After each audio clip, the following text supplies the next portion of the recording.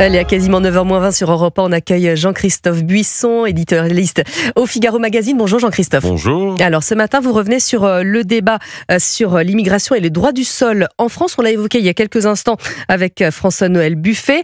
Après Mayotte qui durcit le ton, est-ce transposable dans l'Hexagone? C'est un vaste sujet, hein.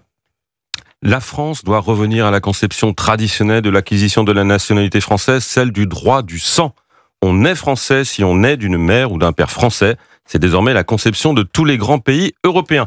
Ainsi parlait un homme qu'on aura du mal à qualifier d'extrême droite, Valéry Giscard d'Estaing. C'était à l'occasion d'une interview dans le Figaro Magazine où l'ancien président de la République précisait que ses réflexions lui étaient venues au regard de l'augmentation spectaculaire de l'immigration d'origine africaine qui, selon lui, modifiait la nature socio-économique du phénomène migratoire, lequel prenait l'allure d'une invasion, je cite. VGS suggérait pour finir, devinez quoi, un référendum sur l'immigration. Pardon, j'ai oublié de vous préciser la date de cette interview, samedi 21 septembre 1991. Voilà, si on fait les comptes, Jean-Christophe, ça fait 30 ans. Exactement. C'est vous dire combien notre pays est embourbé sur ce sujet depuis bien longtemps et combien l'agitation actuelle de la classe politique sur les thèmes brûlants de l'immigration et de l'identité doit inciter à la prudence.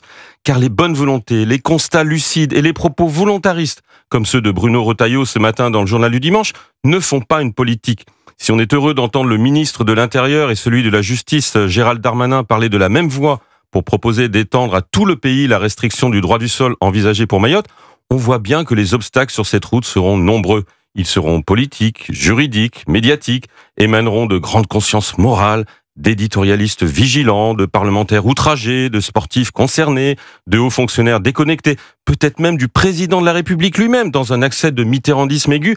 Et il faudra bien du courage et de la ténacité au gouvernant pour aller au bout de sa promesse et combattre ce que Bruno Retailleau, encore lui, toujours dans le JDD, nomme l'impossibilisme.